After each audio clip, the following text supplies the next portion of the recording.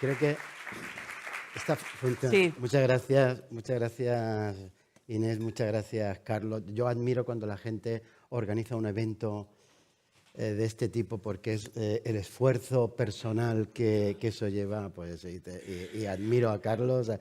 La verdad es que es la segunda intentona, la primera vez que vinimos y he dejado ahí la fecha de noviembre porque ocurrió tuvimos que suspender por la Dana.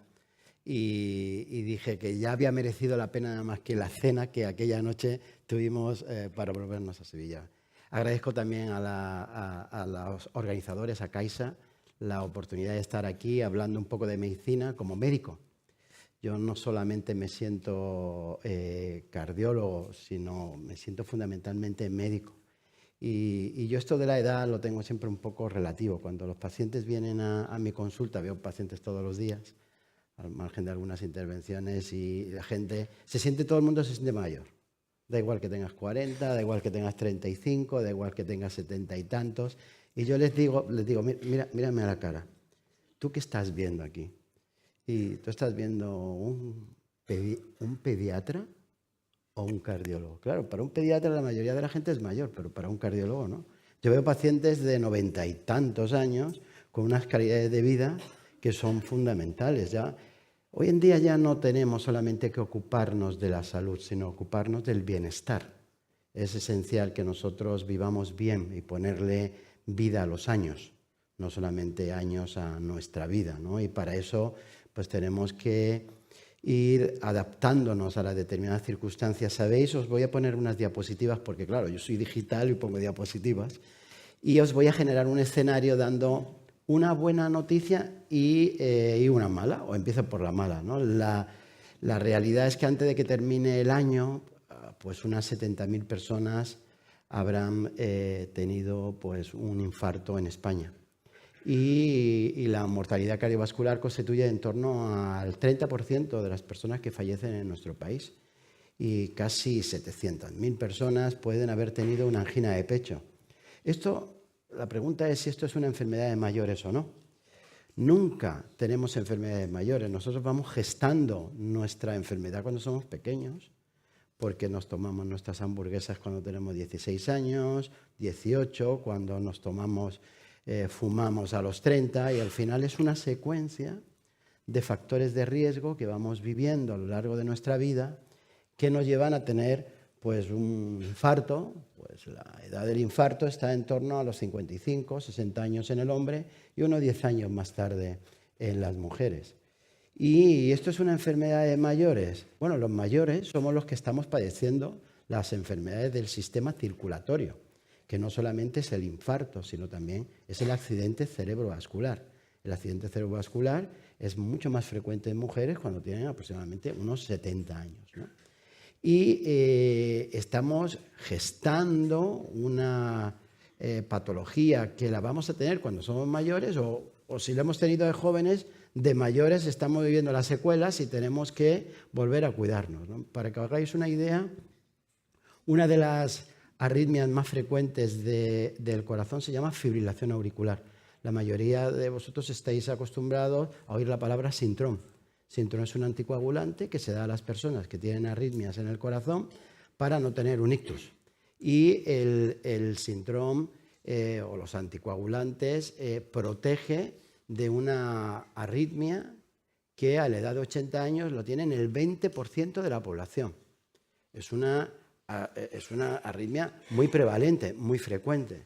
Y ¿cuál es la buena noticia ante todo eso? Tenemos fibrilación auricular, tenemos una alta mortalidad, es que si nosotros nos protegemos, podemos evitar casi el 80% de todos estos eventos. Es fundamental que nosotros utilicemos nuestra principal herramienta, que es la cabeza, para protegernos del riesgo de padecer un infarto o tener una arritmia.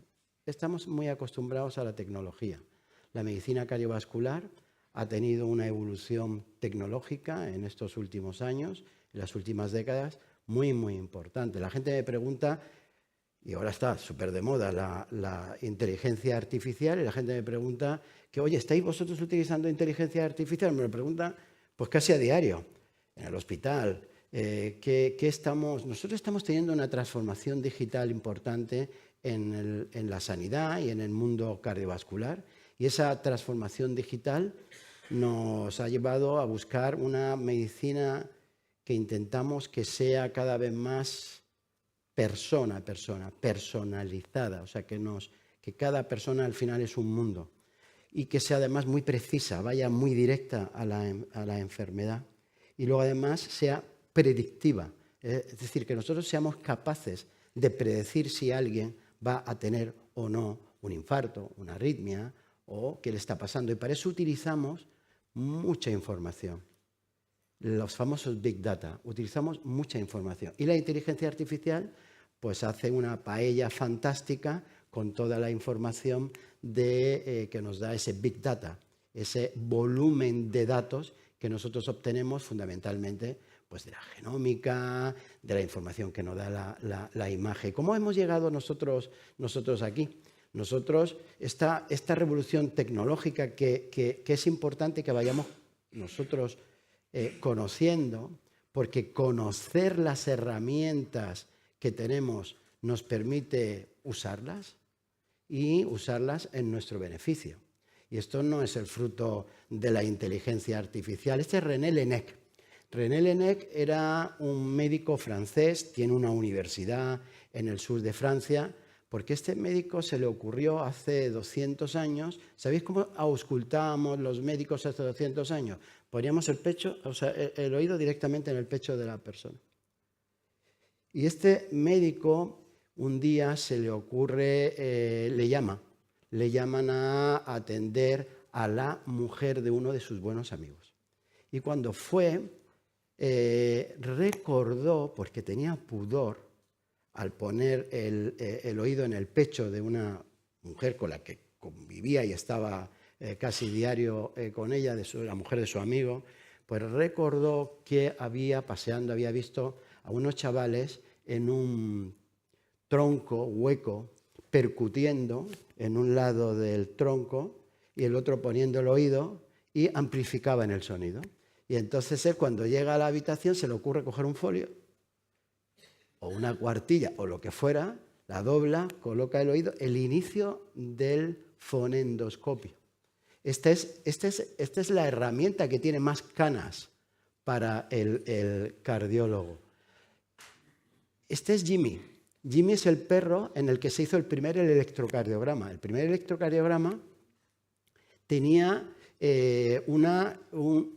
ocupaba una habitación. Y estamos hablando, el fonendo fue hace 200 años, esto hace 150 años como mucho. Y hoy en día somos capaces de registrar el electrocardiograma con un reloj inteligente o utilizando pues, tecnología móvil. Mirad cómo está evolucionando la tecnología. Estos son las primeras imágenes radiológicas. Mirar lo que son las placas y mirar a la derecha cómo estaban mirándole el pecho a esa señora. La evolución que tenemos en la tecnología pues nos ha llevado, por ejemplo, la ecocardiografía. La ecocardiografía es de los años 50. Yo, cuando era residente de cardiología, la ecocardiografía, que ahora hablamos de 2D, yo tengo 62 años. La ecografía 2D, 3D no existía. Y esto es de los años 50, pero esto, que es el escáner que está salvando muchísimas vidas, diagnósticos de tumores cerebrales, diagnósticos pulmonares, pues de los años 70. Y la resonancia son de los años 80. Mirar aquí, esto es el escáner actual. Esto es un escáner que se llama photon counting y mirar las coronarias. Aquí no hemos disecado ningún corazón. Esto es un escáner. Somos capaces de obtener la imagen del corazón pues en escasos 10 minutos. Cuesta más tiempo preparar al paciente que hacer el escáner. Nosotros utilizamos la tecnología, la resonancia magnética. Recibió el premio Nobel en los años 80, la resonancia magnética, que ahora parece que es de toda la vida. Es de los años 80. O sea, ya más de uno de los que estábamos aquí ya teníamos nuestra edad.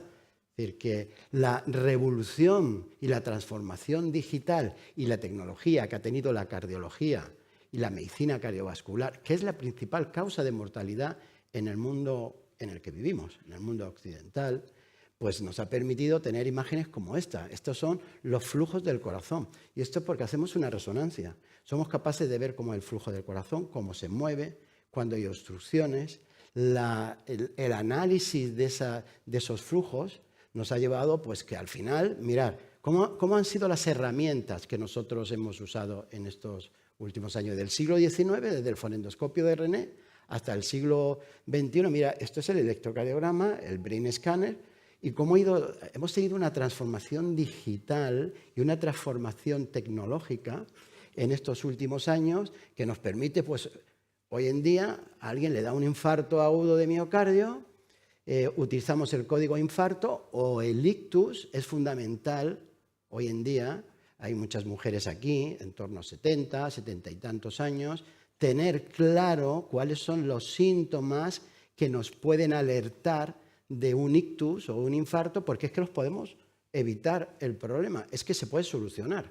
Se puede solucionar haciendo un cateterismo o colocando un stem.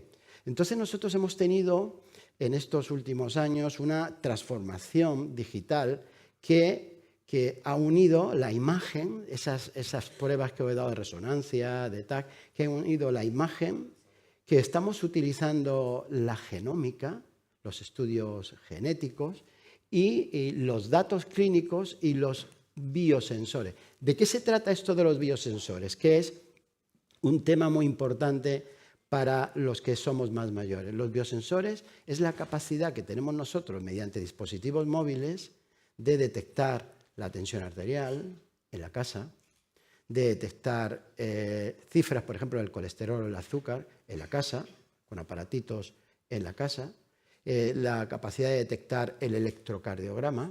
Hemos dicho que un 20% de las personas entre 75 y 80 años pueden tener arritmia. Pero es que nosotros con un aparato que es un reloj o un aparato que se une al teléfono, tenemos que aprender a utilizar eso, somos capaces de identificar si una persona ha tenido una arritmia en el corazón, adelantarnos poniendo un tratamiento anticoagulante o el que corresponda y que no le dé un ictus.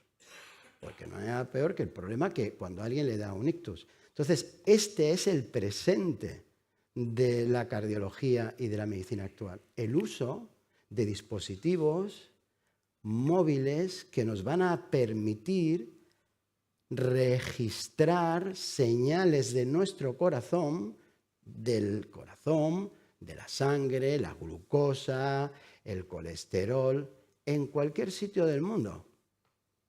En cualquier sitio, en tu casa, cuando estás de viaje, coges un barco y te vas a un crucero por el Mediterráneo, tú puedes tener acceso a transmitir la información de tu electrocardiograma a tu médico o a tu hospital. Evidentemente nosotros necesitamos adaptarnos a esa tecnología. Primero, conocer que existe. Yo hace 2 días tuve un señor de 93 años en la consulta que me llamó la atención, estaba con las 2 hijas, le ayudaban a moverse, pero solo a moverse, porque el hombre era capaz de identificar todo lo que decía. ¿Cómo me vas a mandar eso? No, yo le mando el email. Y bueno, al final, ¿cómo vas a hacer el registro? No, yo cojo y sabe perfectamente el botoncito tal para mandarnos la información. Toda esta información que veis aquí, por supuesto, los datos clínicos. Por supuesto que el paciente o la persona nos cuente si es hipertenso, es diabético, si al final su padre ha tenido un infarto, su hermano. Todo esto al final esta gran información se va a unir en la inteligencia artificial para que nosotros seamos capaces de adelantarnos y predecir la enfermedad. ¿Qué es importante aquí para el conjunto de personas que estamos aquí? Que hay un espectro de diferentes edades. ¿Qué es importante? Es que nosotros tenemos que conocer esta tecnología, saberla identificar para poderla usar en nuestro propio beneficio. Nosotros tenemos estudios genéticos. Sabéis que somos capaces de saber si alguien le ha sentado mal pues un antiagregante, la aspirina. Tenemos estudios, paso esto rápido, donde somos capaces incluso de predecir la longevidad de las personas. Ahora está muy de moda estos centros biosanitarios donde te hacen una serie de exámenes para estudiar lo que llaman los telómeros. Los telómeros para poder identificar si eres una persona que puede vivir 80, 70, 60 o 50. Cuidado. Cuidado, que esto es muy multivariado y al final son otros tipos de factores. Mirad esto. Esto es el reloj. ¿Veis el electrocardiograma? Esa es mi muñeca. Eso es un reloj donde estoy mirando el electrocardiograma que antes estaba metido en una habitación y ha ido, todos hemos conocido el electrocardiograma cuando íbamos al médico, de un canal, después de varios canales, el digital. Somos capaces de identificar las arritmias del corazón. Mirad, esto ya está más que estudiado. Esto es un dispositivo donde nosotros colocamos 2 deditos. Es una placa que se conecta por una aplicación con el teléfono móvil, colocamos los 2 dedos y vemos el electrocardiograma. Le damos a un botón, se queda grabado en el móvil, le damos a un botón al médico o a donde corresponda. Yo hago mucho seguimiento de mis pacientes así. Evito que vengan al hospital, me adelanto a los procesos. Es verdad que uno tiene que tener un uso razonable de las tecnologías para no entrar en un caos. Porque, claro, algunas veces tú le das a alguien la posibilidad de estar haciéndose un electrocardiograma y se lo está haciendo todo el día, porque la mente aquí es muy importante. Y ahora pregunto yo, ¿con todo esto es suficiente toda esta tecnología que hemos desarrollado? Mirar el sur, el negro. Yo soy de Jaén. Tenemos todavía una altísima tasa de mortalidad por enfermedades cardiovasculares. Tenemos una dieta mediterránea que es maravillosa. Tenemos una información de cuáles son los factores de riesgo cardiovascular que todo el mundo sabe, que no puedes fumar, hay que controlar la tensión, que si el colesterol. Pero al final seguimos teniendo una altísima tasa de mortalidad cardiovascular. Entonces algo está pasando. Si veis las cifras de Andalucía, pues al final, ¿qué es lo importante? Nosotros tenemos, y hemos hablado de herramientas. ¿Sabéis cuál es la herramienta que pienso yo que tiene el corazón más importante? El cerebro. Porque el cerebro es el que nos va a estimular a que nos cuidemos. El cerebro es el que nos va a estimular a que nosotros seamos cuál es el factor de riesgo que vamos a evitar. Voy a ver si alce la mano quien fuma aquí. Bueno, esto de los periódicos ha ido muy bien y los periodistas, efectivamente, aquí no hay fumadores. Hay 3.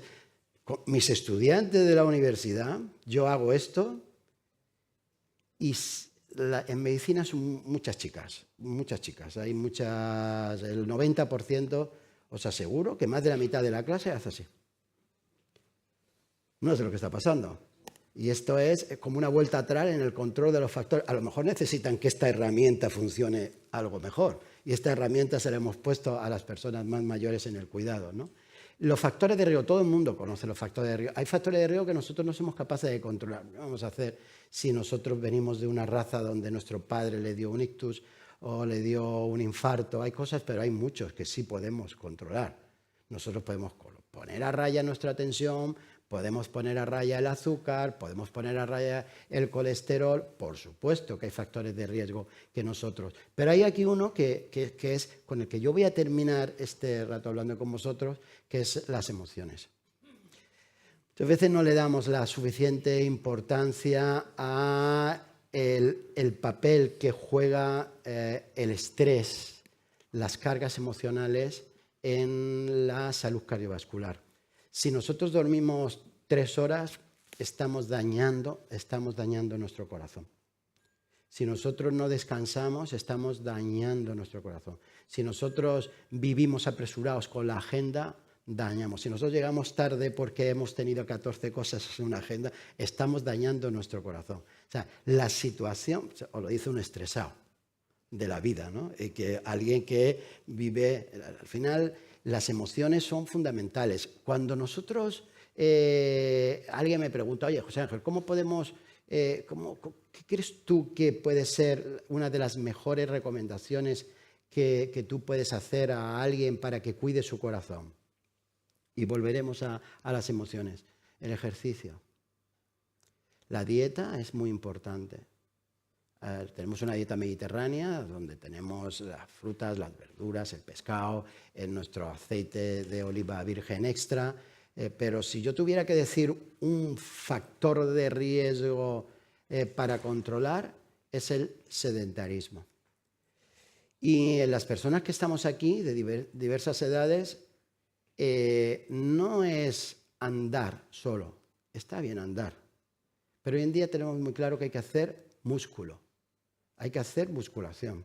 Está claro que tenemos que coger unas pesitas, o está claro que tenemos que coger una cinta elástica, pero hacer musculación. Ambos son los que van a prolongar nuestra vida. La arteriosclerosis es algo que nosotros estamos gestionando y estamos gestando, mejor dicho, desde que somos pequeños. Cuando nacemos ya tenemos una cosa que se llama la estría. O sea, ya empezamos a producir placas de ateroma, la arteriosclerosis o placa de ateromatosis. Es un proceso que es progresivo y nosotros tenemos unos vasos, los vasos cerebrales, femorales, las carótidas, el corazón. Esos vasos tienen en general una misma composición y tienen como una membrana en el interior y esa membrana se llama endotelio. Es una membranita que cubre el interior de los vasos, como el revestimiento del interior de los vasos.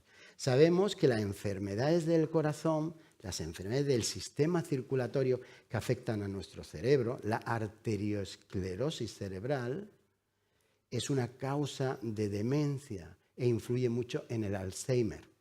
El cuidado del corazón es el cuidado del cerebro y el cuidado de nuestro sistema circulatorio. Son los mismos factores de riesgo. Y es porque esa capa que tapiza el interior se produce procesos que inflaman, oxidan o coagulan. Produce una trombosis. Por eso, cuando oís hablar de antioxidantes, esto es antioxidante, es porque la oxidación es una de las causas de la enfermedad arteriosclerótica. Inflamación, los antiinflamatorios. O sea, es un proceso progresivo que, si esto lo unimos al estrés, lo unimos a una... He puesto aquí pues una señora, ¿no?, que está en 40.000 cosas, ¿no? El estrés, si está bien manejado, pues está bien.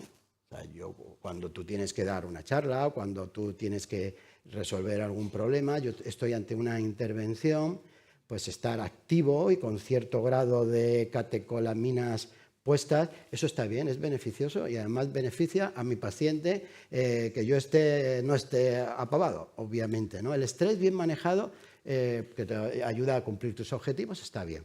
Otra cosa es cuando no lo manejamos bien, entonces es nocivo para nuestra salud. El corazón, desde la época de Aristóteles, pues nosotros cuando alguien va a hablar en WhatsApp, pones un corazoncito para explicar a alguien que está contento, o pones la imagen con los corazones así, o señalas el corazón en el pecho.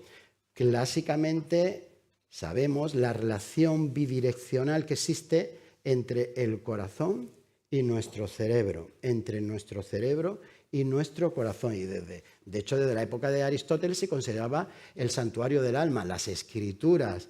No se turbe vuestro corazón. Clásicamente, vamos, hay una persona con la que he hablado esta mañana, se han encontrado neuronas en el corazón, que tiene su romanticismo. Pero no olvidemos una cosa, el corazón es una bomba. Al final, quien maneja esto, la principal herramienta, como he dicho, es el cerebro.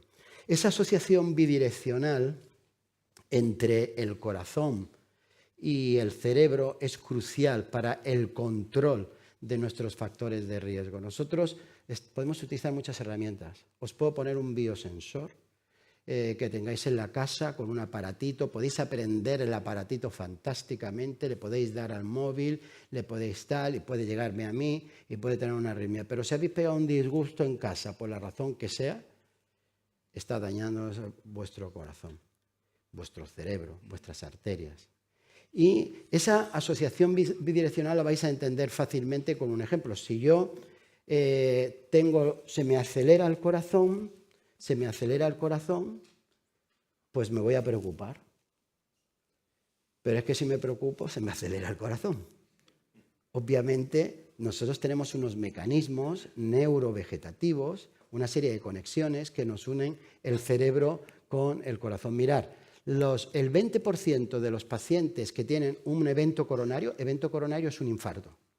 Un evento en las coronarias tienen criterio diagnóstico de depresión. Mirad lo que une la depresión a la enfermedad de las arterias del corazón y de las arterias del cerebro. Unir en nuestra cabeza que cuando cuidamos el corazón, porque no fumamos, o porque el colesterol está bien, o porque la tensión la manejamos a raya, estamos controlando nuestro cerebro. Este sí que manda, este sí que es importante. Porque si a ti te vienen con 90 años alguien que está atlético, pero el hombre no tiene capacidad para racionalizar, ahí tenemos ya un problema.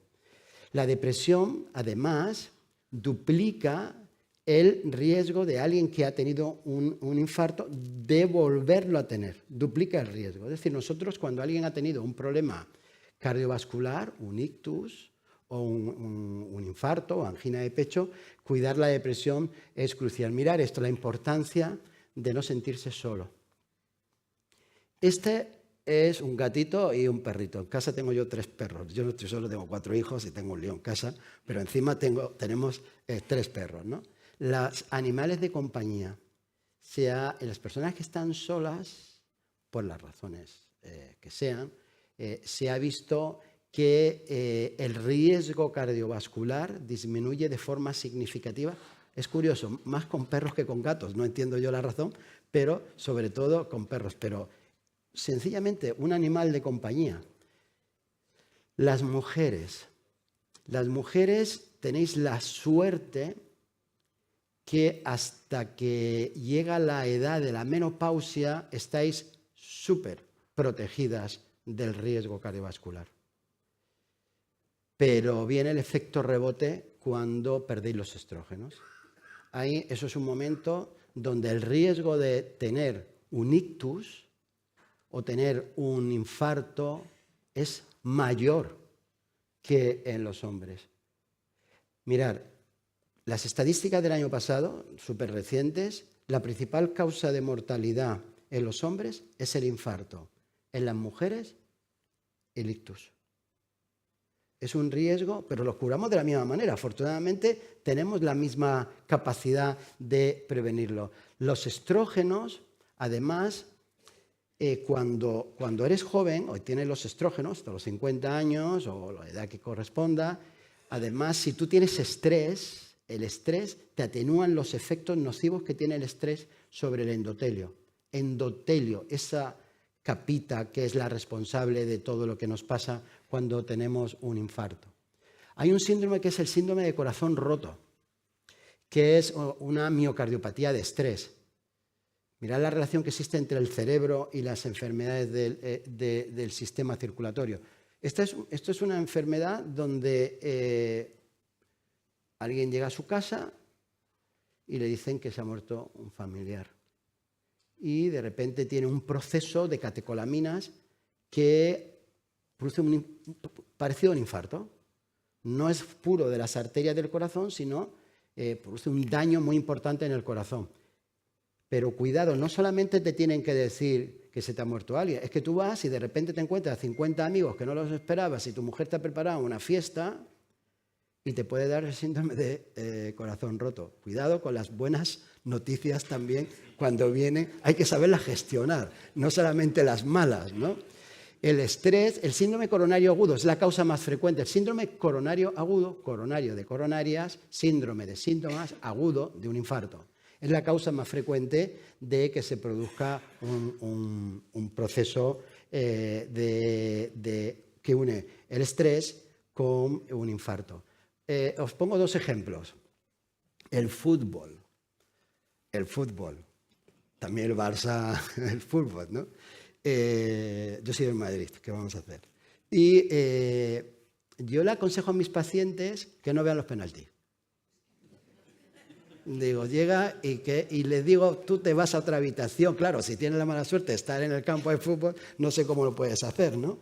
Pero esto tiene una explicación sólida.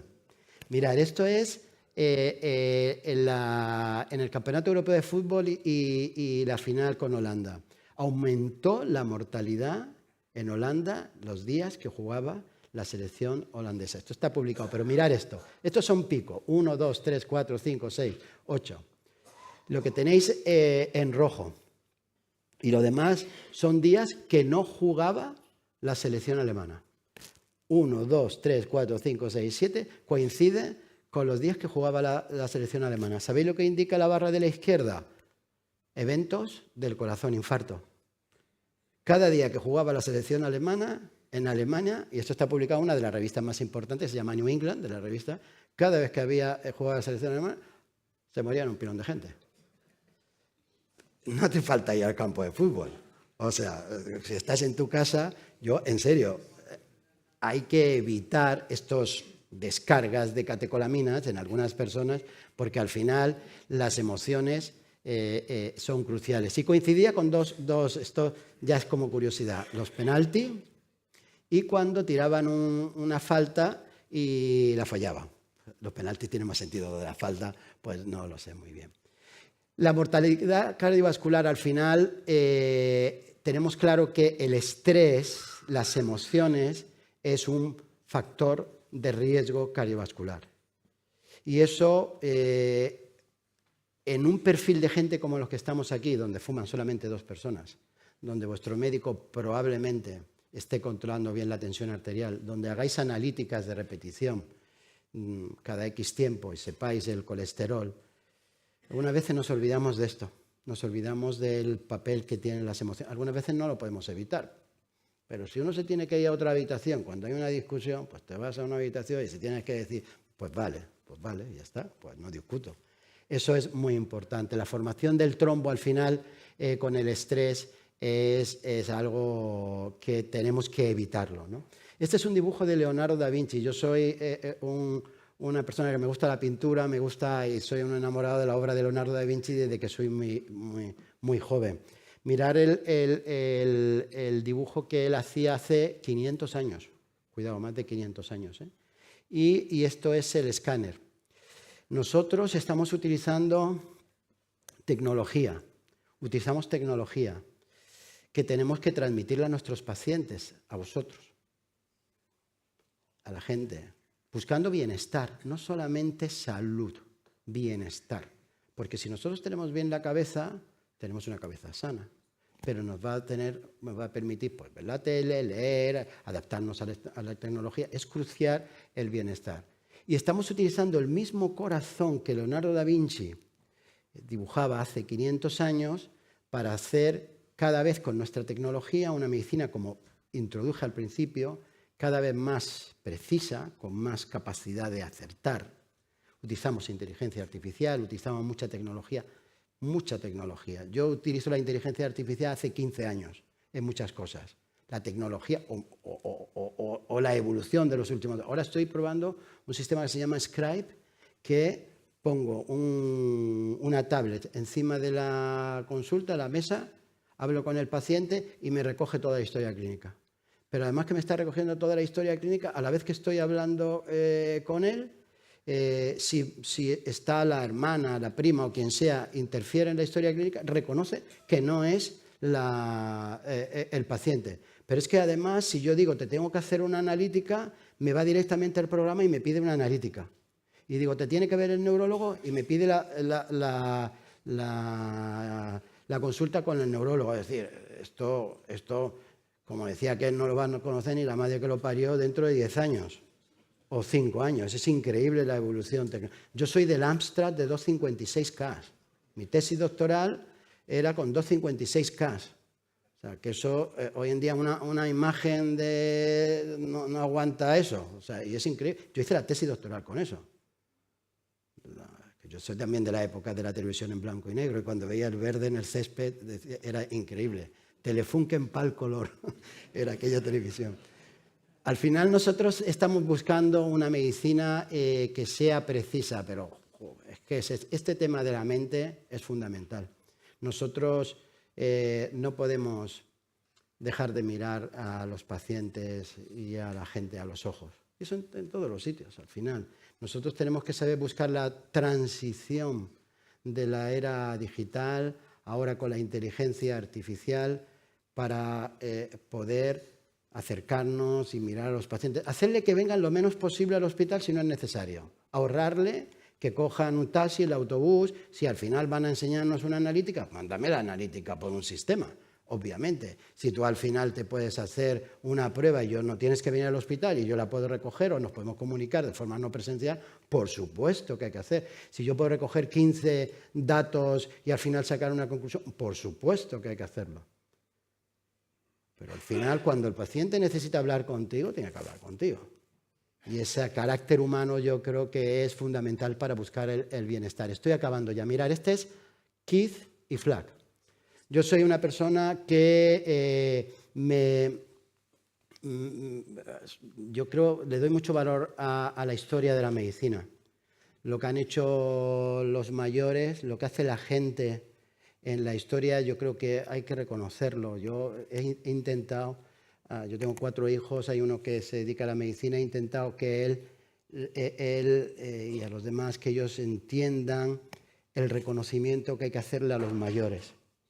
Eso es un legado que yo creo que le tenemos que dar a nuestros hijos, que para mí ha sido, me siento muy orgulloso cuando yo veo a mis hijos, cuando se sientan bien los amigos a casa, el respeto con que les tratan, porque es que le demos todo, ¿no? Y yo creo que es muy importante reconocer lo que la gente que ha pasado, forma parte de la historia de la medicina, han hecho.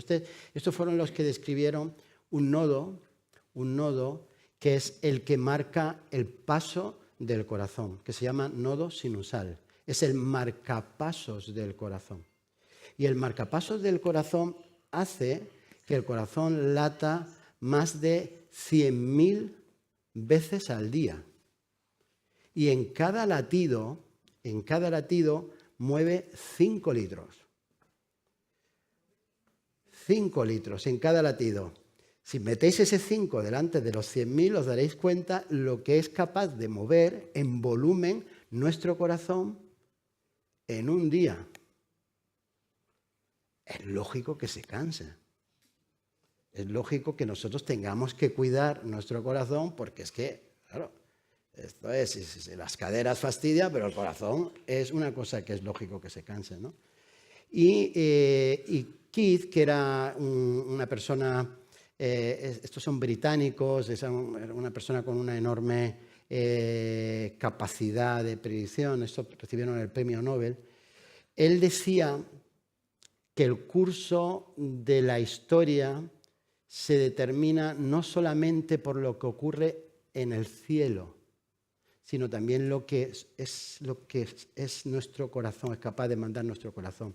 Pongo esta foto porque coincidió que suspendimos la presentación en noviembre por el tema de la Dana, en recuerdo pues de todo el desastre que ocurrió en Valencia y como homenaje un poquito a la recuperación, pero en realidad el cielo nos manda tormentas, pero somos nosotros los que tenemos que resolver los desastres al final, ¿no?